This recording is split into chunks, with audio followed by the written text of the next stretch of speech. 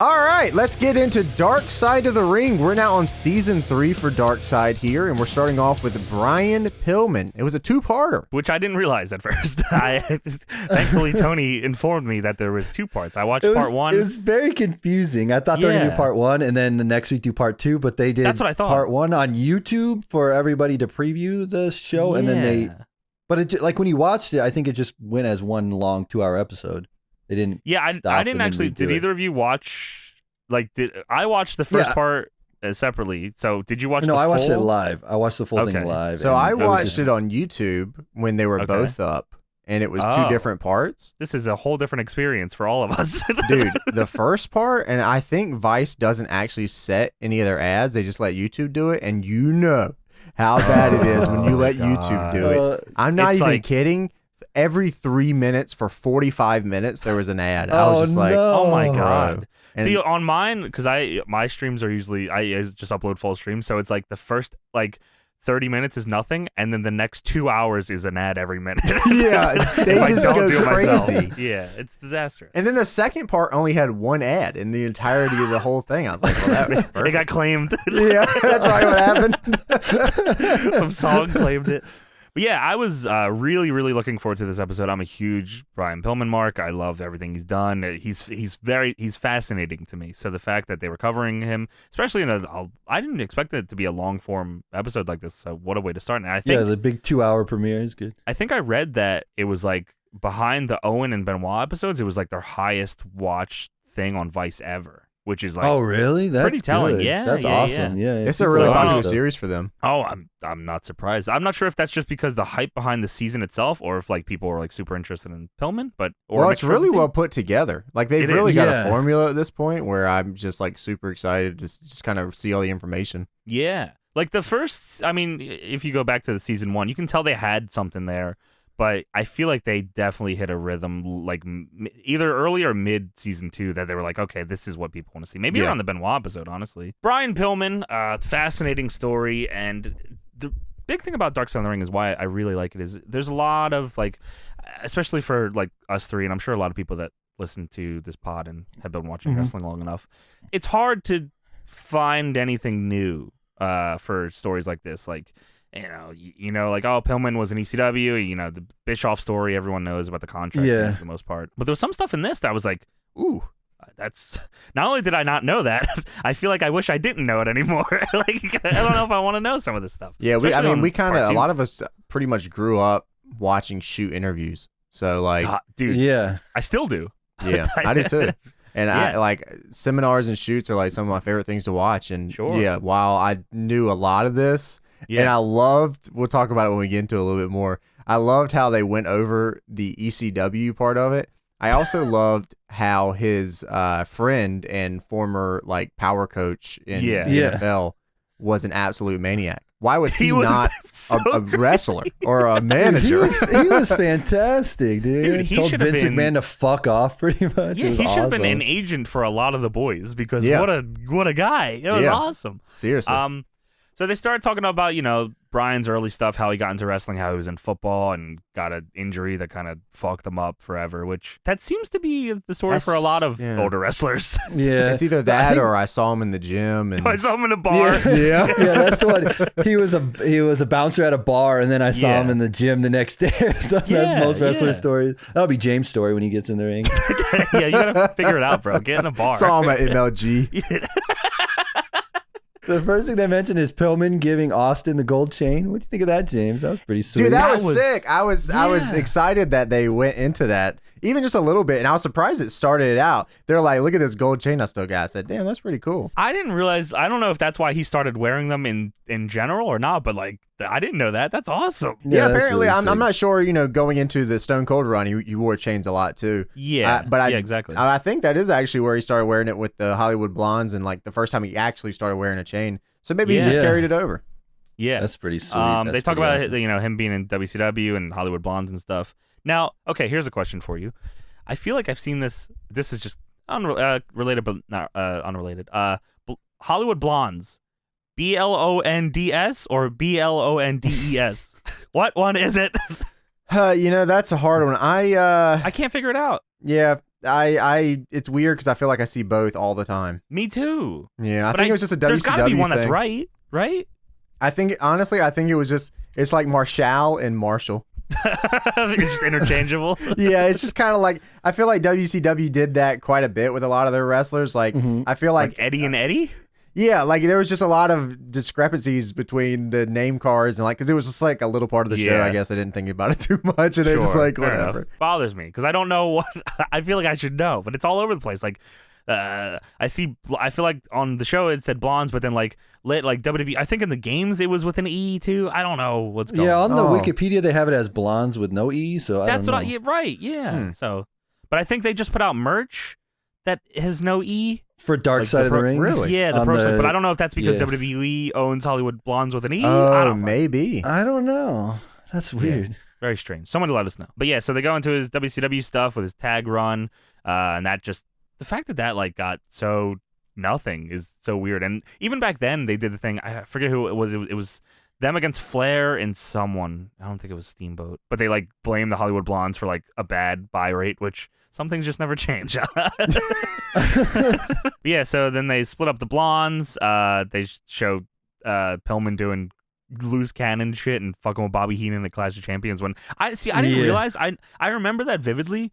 The whole Heenan, Pillman going up and grabbing him by the neck. I didn't realize Heenan got pissed because he had neck surgery. I didn't realize that was the problem there. Yeah, I saw he was fucking with him. Yeah, I saw he said, "Fuck, get away from me!" What the fuck?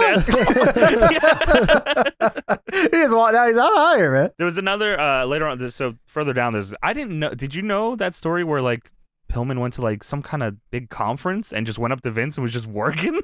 No, I didn't know that either. Yeah, he just went up and just started working the gimmick, and Vince was like, "Brian Pillman, yeah, it's pretty cool." He goes up to Vince at some like wrestling convention, like let's say like WrestleCon or some shit. He just goes up to Vince, pretty much puts his arm around. That'd be like you go up to TK, put your arm around. Hey, what's up, dude? Hey.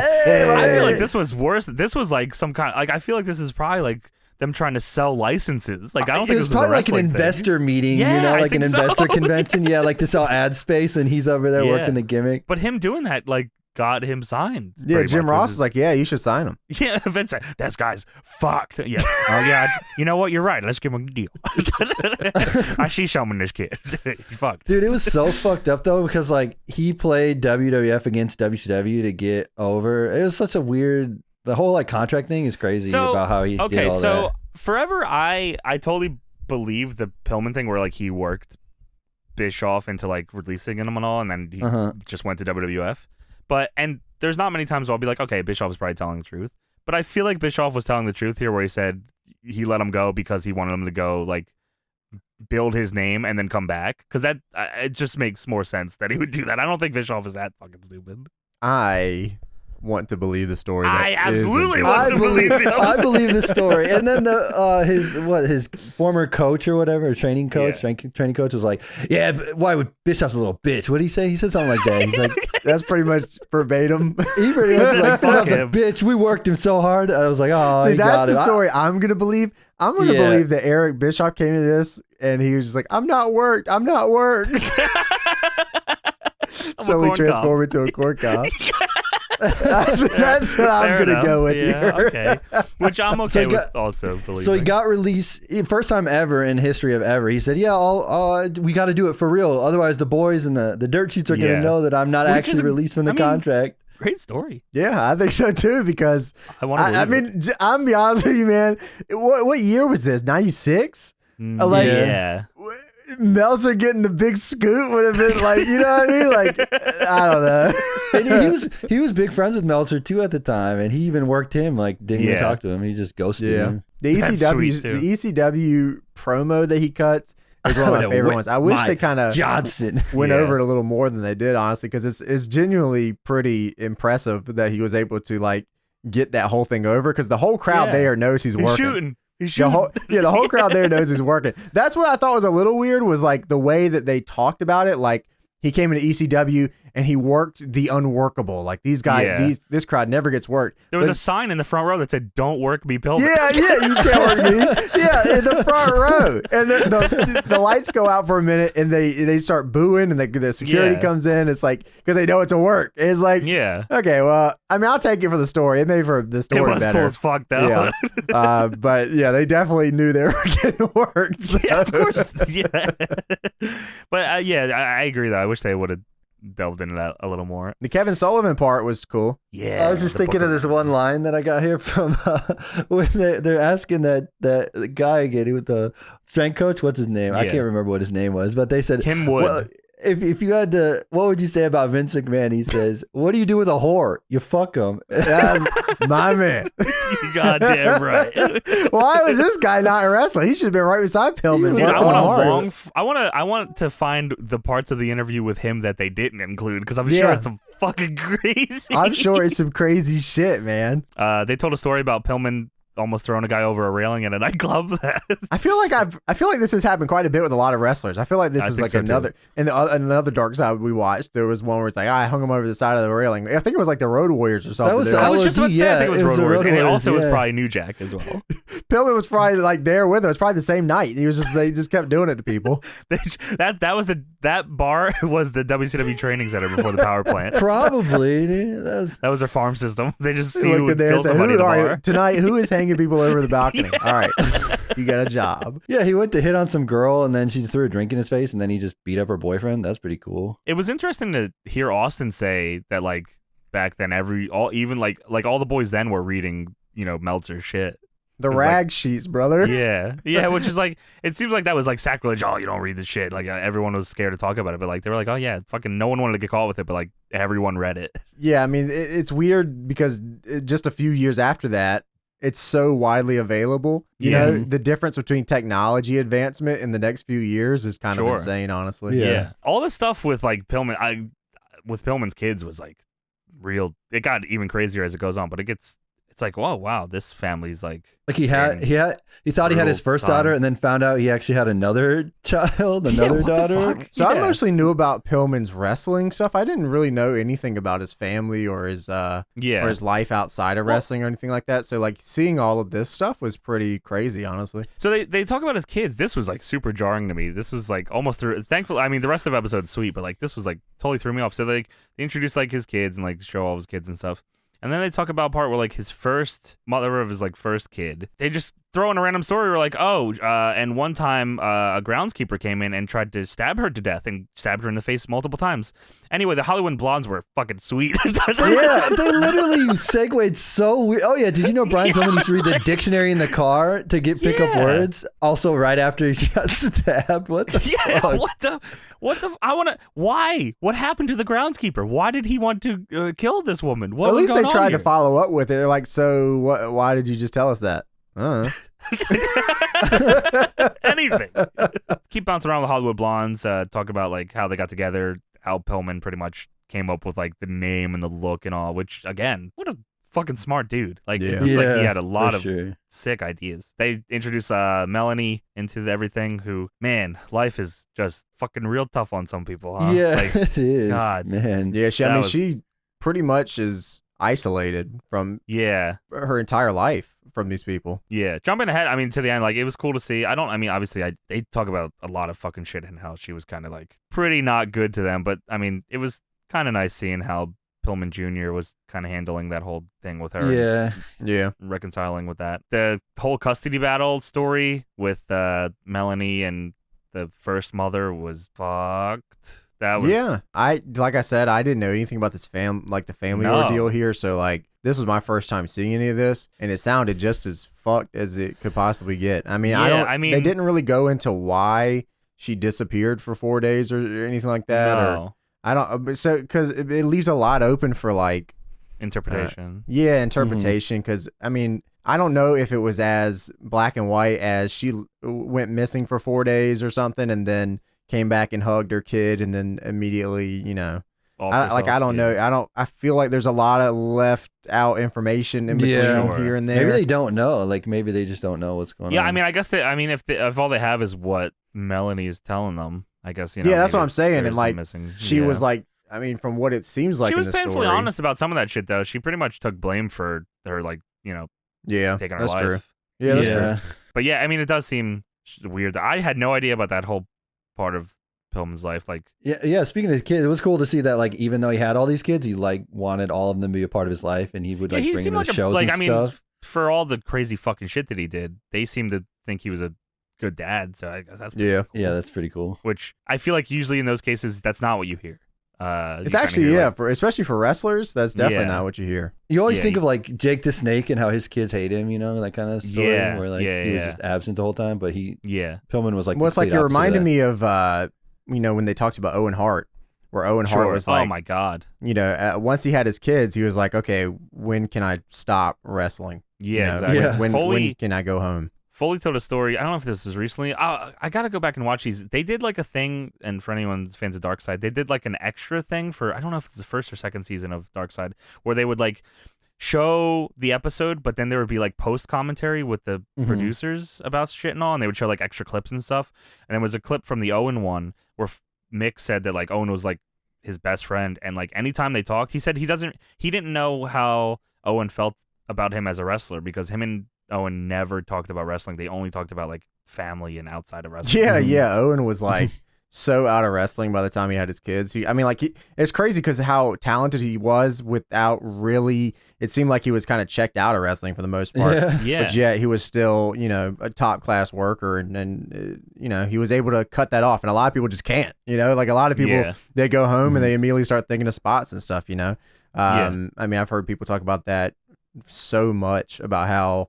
They get older and they can't do the things they used to, but their mind just keeps thinking they can. So it just turns into this never-ending cycle. Yeah, it's weird. I mean, it's good to see that there's guys out there that can like. It just sucks that like Dark Side of the Ring kind of brings those stories out. Like you'll never hear about that stuff until after. Which I feel like that's the case for a lot of wrestlers. You never know how good of a person they were, or I guess bad. But usually, like the good ones, you don't have to talk about because they're good. You know, there's nothing to say. You don't hear stories about fucking. I guess in case like Brody, like no one had anything bad to say about Brody. No one's had anything, but no one like openly talked about like anything with him because he was just a cool dude and he just existed and he was cool to everybody. Right. And then after he passes away, you find out this dude was like the fucking best dude ever. And it's a shame that that's kind of how life is. Yeah, that really sucks. So part one of this ends with the Pillman Humvee wreck, which I didn't realize he bought a $80,000 Hummer and was just cruising around on it. Like, I like that they mentioned that. Like, he was like trying to get money for. He was his worried family. about money. Yeah, he's trying to save money and he buys the Hummer. He's like, oh no, it's sweet. Like a Hummer gets like 8 miles to the gallon on gas. I guess gas back then was like $1, so like whatever. But but he goes off the road with his fucking Hummer and almost dies, really. And it's pretty much, dude, yeah. I mean, it did like a radio story that he did where I guess he did like a call in or something. And he was explaining what happened, and he pretty much said if he had his seatbelt on, he would have just died. Which is that's crazy. That's fucked to think. Yeah, like that's horrible. Yeah, like wear your seatbelt, by the way, but still, that's fucked. Like, I mean, it was. He said it was a convertible Hummer. I don't know. Yeah, I think they had like a. It was a soft Humvee. top Did Hummer? the hood come down? Was that what They it must was? have had a soft top Hummer. Did they? It did have. I think that's what he meant. meant. Like maybe it was just soft. Yeah, top. maybe. Yeah. Yeah. I mean, that's already like more dangerous to ride around in, anyways. Yeah. Has an accident. He fucking burst through the top of that fucking thing. He got flung like 50 feet away, and which is, I mean, this is right in the middle of him. He's gone from WCW. He's about to sign a WWE. Like he's working the marks right now, man. He's about to get this fat fucking deal. Yeah. Everyone thought it was fake. They were saying that everyone thought it was just part of the loose cannon gimmick about like this car wreck, so they didn't even believe him. Yeah. On the radio show, he was like, "Bro, this is not a fucking work, dude." Cornette said there was a story that people were convinced he was in the hospital. When this was Pillman is in the hospital. He's fucked. He's nearly dead. His ankle's all fucked. They had to shoot like bolts into his leg is Frankensteined. He's fucked. They had to like remove his face to put a plate in his face. He's fucked. And there's people speculating that he was doing this as all a work to get plastic surgery to go to the WWF and start an angle looking like Shawn Michaels so he could be the evil Shawn Michaels. He wanted to get plastic surgery. Shawn Michaels evil to twin. look like Shawn Michaels. Okay, so when they said this story, I was like, okay. I was like, there's no way. And then I heard the radio part where they're like... Where he said, isn't that ridiculous? So aren't you trying to be Shawn Michaels? Like, good God. I can't even believe that. Yeah, that was... How have I never heard that? That's like a Wrestling News Now type YouTube video where he's like, no. Kane died, and there's a new Kane. And the thumbnail is like just superimposed new Kane like beside old Kane. Brian Pillman's getting plastic surgery to come into It shows two Shawn Michaels, one with Pillman's hair. One that can't walk. This one can do that. You can tell one's evil because he can't do the Swedish music. He's fucked up in the hospital. His wife comes in. She runs by his room because she didn't recognize him because he's a fucking freak now. Yeah. She goes, "That's not my husband." And then my favorite part about this is it shows a picture as she's saying this. It shows his picture. I was like, "Oh my God, he probably looks crazy." It's like entire family doesn't even recognize him. He must be a different person altogether. It just zooms up. He's got like two black eyes. Now wait a minute. Now let me try that. I don't think that. No, I don't think she literally meant that's not her husband. Who's that guy? Okay, dude. Well, that's what she said. So Shawn Michaels. It was more like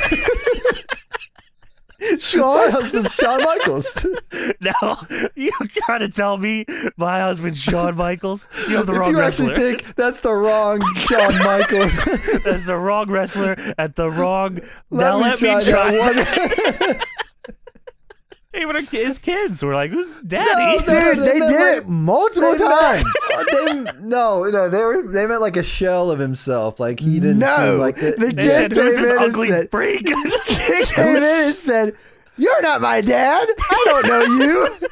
They said, "Shawn Michaels, where is my daddy?" You're the Heartbreak Kid. Get out of my house. Brian Pillman Jr. hit him with the air Pillman. Somebody should do that deep fake thing with him with the gun and it's Shawn Michaels. Just all the history of Pillman in WWF except he looks like Shawn Michaels. That's awesome. Oh man. Hey, Shawn Michaels would probably whip out his Johnson on ECW if he went there true. So but yeah, so they were trying to say like he would look super fucked. Like they said his head was like fucking blown up. They did say they had to like peel his fucking like forehead down to put a plate. Yeah, that's not. I mean, that was gruesome sounding. Which is like gross. What the fuck? And I've seen the picture that James is talking about where they showed him like kind of after the surgery. I've seen that picture a million times. I for some reason never noticed the bolts popping out of his leg. I don't know why. Yeah, I mean, I didn't even know it was Brian Pillman. That was Shawn. That was when Shawn lost his smile.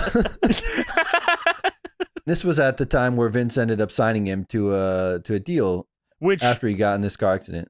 Fucking good on. I mean, shit.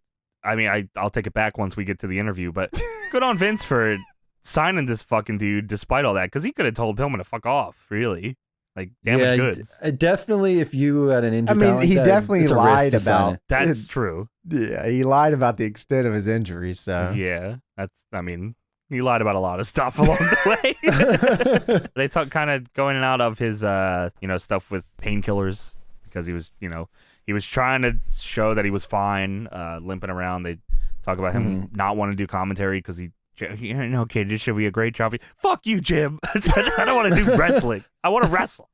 Dude, he fucking took his IV out to go wrestle and then hooked it back up when he got done wrestling. What the fuck, dude? That is for true. What the fuck? I love the segment where Stone Cold's like, "Yeah, I beat the shit out of this." Stone Cold beat the shit out of Brian Pillman. They show the Pillmanizing thing, which is a cool spot. And I don't know why Cornette felt the need to say that wrestling is fake here. He's like, "Oh, well, you can do that without hurting somebody." Oh, all right. Yeah, why did he have to say that? Why expose the business, bro? Thank you. Really, get a clue. Yeah, I whooped his ass out because Stone Cold says so. Stone Cold was I had too to make nice. it look good Because it had to look good. I mean, that's why. I mean, that works for me. Hell yeah. That works for fucking me. I got to stomp it in here because I got to stomp it in here, kid. Okay. Then they talk about the okay. okay. They talk about the Pillman shooting angle, which all-timer. I didn't realize Vince had to apologize on TV for that. I must have missed that. I got into it a little later than that I didn't realize that was the reaction to that was bad, because I think that was cool as fuck. Yeah, I do too. You better go ahead and look at it before Peacock takes it down. God damn it. I know they will. You're It's right. probably already not up there. I bet Probably. it's not on there. Yeah. Which is like the defining WWF Brian Pillman segment. It's Yeah, it is for real. tremendous. It's so cool. I love that he was like, I really just want to work at WCW. Yeah. Can I go back, Please. Yeah. They will let me do whatever. And who knows how different things might have been if you went there. It's weird to think about. They go on to talk about Pillman wrecking a bunch of rental cars. Maybe someone should have not let this dude drive himself anywhere. Yeah, he should Any have shows. Yeah, he should have someone else driving. You can't stick somebody with this guy. They talk about JR talks about having an intervention for him and get him drug tested, and Pillman was pissed about that. Which, I mean, fuck, I'm glad fucking JR tried that. I don't understand. I don't know how big Mark's doctors were then or whatever, but how the fuck did this guy have enough prescribed painkillers to get so fucked up all the time that nothing else was in his system other than that and steroids? I'm about to expose the biz real quick. Do it. Let me know. That still happens right now. All the time. But yeah, so Pillman was pissed at JR about that. He called Meltzer up and said, I hate JR. I also have done that. He showed up to that coach's house fucked up one night, and the dude told him to fuck off. And he's pretty blunt, man. He's like, yeah. He's a pretty straight shooter. He also called his wife and was like, hey, move back to Atlanta if anything happens to me. Yeah, he said, hey, if I die, just like move back to Atlanta. And then the next day he crashed a car. Like, maybe you guys should like figure this out earlier. Maybe. Yeah. He's crashing multiple rental cars. Then they go into Bad Blood 97, which is the night that Pillman passed away. Cornette talked about calling up the hotel to find out where Pillman was, and they pretty much just said, hey, he's dead. And Cornette thought it was a work, which, damn, how much fucking doubt did this man cast? I don't know, man. I feel like everyone in 97 was a big ass mark. I don't know, man. The only people not getting worked by this dude are the front row dudes at ECW, so I don't know. Rob Zombie guy never believed it. The next day they do the episode of Raw where Vince announces that he's passed away, and then they show the interview with Melanie, which is maybe one of the worst things WWF has ever done, and that's saying a lot because they've done a lot. Where Vince pretty much says, "Hey, your drug addict husband's dead now. What do you think caused it, huh? And what are you gonna do about these kids? What the fuck, dude? That was so fucked up. She even said, "Don't ask me about the drugs because we don't know how he died yet." So about those drugs you told me not to ask about. Can you elaborate on that? Oh. She tried to take the heat off on my saying, "Oh, like I wanted to do and all," but like. Even like that's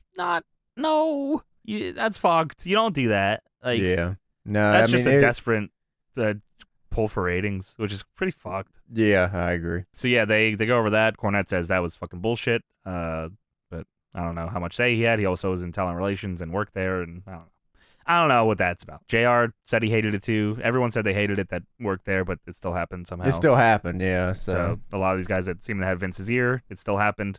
I don't know if they hated just because of how it went or if they hated the idea in general. Still pretty shitty. They talk about the cause of death. They said it was heart disease. He died of a massive heart attack. Or not him, sorry. But like, yeah, there was family history of heart disease. The official cause of death is heart disease. A lot of things can affect that. It could have, if he wasn't doing as much shit as he was, it maybe would have eventually hit him, but not as soon as it did. I don't know what roid cycle he was on or whatever, but yeah, some of them they said he was taking growth fucking hormones like with horse needles, which is so it's probably like HGH and stuff, which yeah, makes your organs bigger.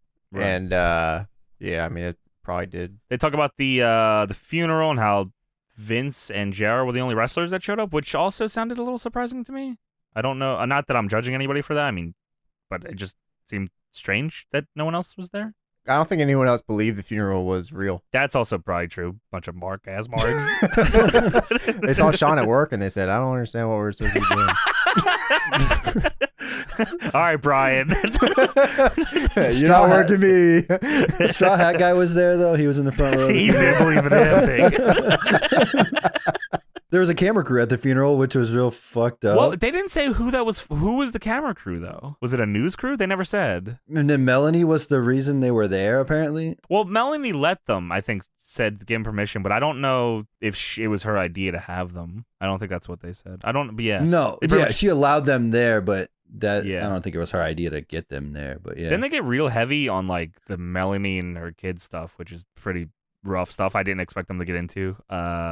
They talk about. Oh, they buried her at the end. Yeah, Yeah, they for go into sure. like how life turned into that after, and how she was like kind of fucking around with the money and spending on crazy shit and getting drunk all the time. And Pillman Jr. talks about his stepdad and just how his stepdad kind of was like the worst piece of shit ever, and would like have dogs trained to like attack him, and then like Yeah, what the fuck? yeah, like I, and then, like, yeah, just listen to that. I was yeah. like, Jesus Christ. yeah, That's so fucked up. He'd be Um, grounded in his room for a week, and he'd have dogs outside of his door. just so he couldn't watching. leave. Yeah, like That's so what? fucked up. He said everything I love, everything I loved and I was attached to was taken away from me by him. He would like break his fucking GameCube. GameCubes are sweet. Fuck that guy. Yeah, Very- I don't know if he broke it or not. I feel like those are pretty indestructible, but he definitely tried, I'm sure. He tried. Yeah, I mean, popped the live off. Maybe. This little baby mini disc, you kidding me? Yeah. The aunt seems pretty cool though. Linda, who I Yeah. guess kind of helped them out along the way and got them all together. Like she gets them all together from time to time and all. Yeah, it that's seems like pretty they cool. still do. Yeah, that is fucking cool. There's one point they're interviewing Linda, and you hear Pillman Jr. scream from the other room about his spider, and she's laughing her ass off about it. Get worked. Yeah. And then they go over Pillman Jr. becoming a wrestler and all, and why you want to do it, and like Stone Cold calling him and say, "Hey, goddamn kid, I got your dad's white belt hair." That would make me want to be a wrestler too, to be fair. Yeah. Stone Cold calls me tomorrow, I'll be in the ring the next day. Yeah, He for should wear that sure. chain that he gave Stone Cold. That'd be cool. Wow, that'd be that sick. would rule. That'd be I don't so know if good. Austin would want to give that up though. I mean, if he I wouldn't don't be the know. Pillman Jr. I mean, but if there was anyone to yeah, ever give it up sure, to, yeah, Pillman absolutely. Jr. is probably that dude. Yeah. Then they go into, Melanie and Brian Jr. kind of getting back together and talking, and Pillman Jr. being okay with like wanting her in his life again and not wanting to hold a grudge, which is God bless that fucking kid, man. God, what a life that dude has lived already, and he's still, I don't even know how old he is. Is he even in his 30s yet? I don't Pillman know. Jr.? Yeah, like No, he's still in his 20s. he's like 27. 27 he is, which Wow. fuck, man. He's just going. Yeah. Fucking your prime age in wrestling now is 42. You're right. That's when you just tried. That's when you debut on the main roster. Yeah, exactly. So he's got plenty of time to go here. What a fucking story. And they put it together so well, I feel like. Like you said, there was some stuff I feel like they could have talked more about and got more into, or left out maybe. But Yeah. Yeah, I don't know.